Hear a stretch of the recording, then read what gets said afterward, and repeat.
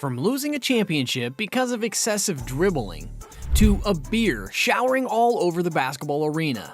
This is part 2 of the most iconic and infamous moments in NBA history. And let's kick off this hoops party with Magic Johnson's legendary baby hook in the 1987 NBA Finals.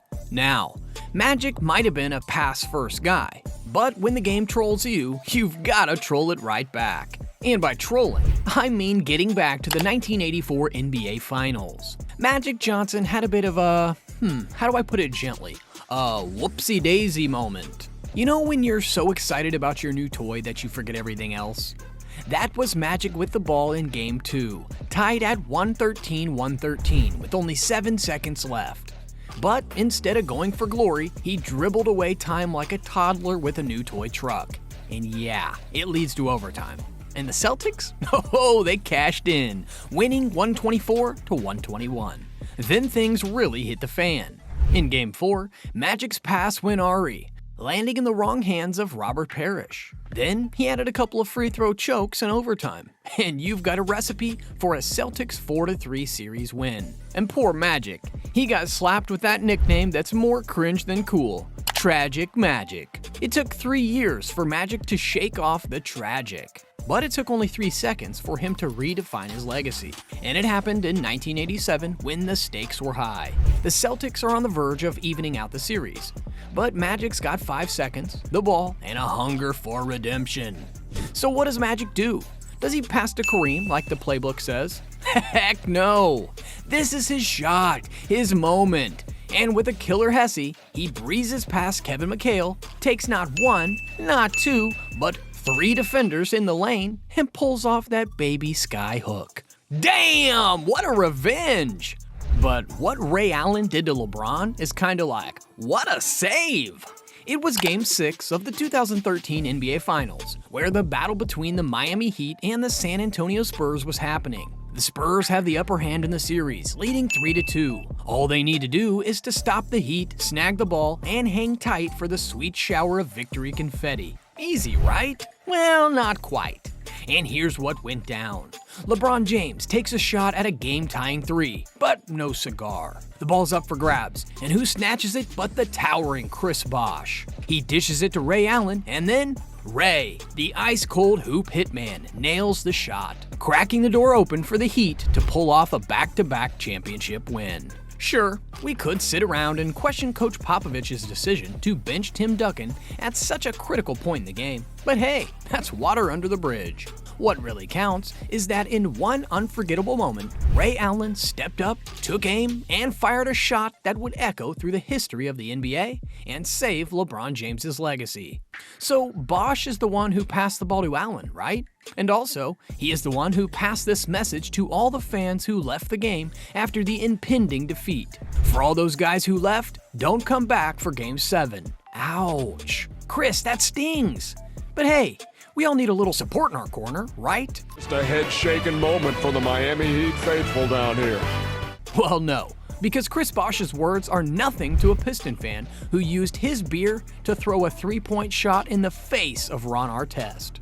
This is iconic for all the wrong reasons. Well, Ron Artest's foul on Ben Wallace started it all. Hold on, let's play that at a much slower pace. That wasn't actually a super hard foul, and Wallace reacted aggressively. Imagine if he meets this dude. He should probably punch him directly in the face. I hope it will happen. Well, anyways, let's continue the UFC battle. Just take a look at how Artest is chilling. He started the fire, then lays down and left it to the rest of his teammates, thinking that it couldn't get any worse. But one Piston fan said, "Hold my beer." And then the Malice in the Palace happens. There's beer over here, beer over there, and just take a look at these dudes. Damn! This is the first ever beer war party. Well, if you were in Artest's situation, what would you do? Cheers to it in the comments section. And before I get a hangover or a punch from Artest, I'll make sure to read your comment. But what is more sure is the consequences of this event, because it was no joke. The brutal scene wasn't just a slap on the wrist and a hefty fine. We're talking about criminal charges. misdemeanor assault and battery for O'Neal, Artest, Steven Jackson, and their teammates. Fans involved too, doing their time with probation and community service. And the aftermath is that the NBA had to reevaluate. New protocols for security, better professionals on duty, because even former Secret Service agents couldn't handle the job. Then, a crackdown on booze at games. Quantity, size, selling time, everything was scrutinized. A 9-point code of conduct was introduced for spectators, visible in venues, and publicized before games. And it became the most intense and worst moment in NBA history. And when the famous comedian Daniel Tosh watched it, this is what he said. A cup of water hit Ron Artest and he went crazy. I don't like to do jokes about stereotypes, but we all know basketball players can't swim very well.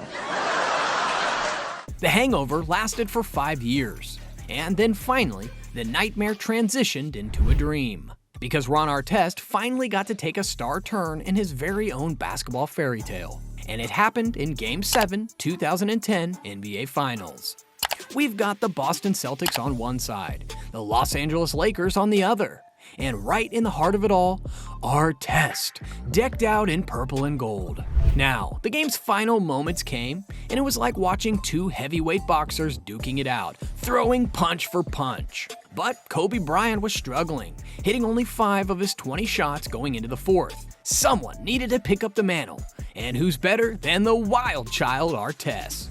With just 1 minute on the clock, the Lakers were grasping for that extra air. Up steps Artest, receives a pass from Kobe, and then this shot clears the road for the Lakers all the way to their 16th championship title. And if Artest's victory dance, arms raised high after blowing a victory kiss, wasn't iconic enough, the post-game interview surely was. And he passed me the ball. He never passed me the ball. And he passed me the ball. Kobe passed me the ball, and I shot a 3. In the end, what's the takeaway from Artest? Well, it's really simple. No matter how many battles we face, no matter how hard we fight, at the heart of it all, we're just a bunch of wide-eyed 10-year-olds living out our dreams one day at a time. This is Heroes of the Courtside, your stop for the NBA's most obscure yet fascinating stories. Thank you for watching.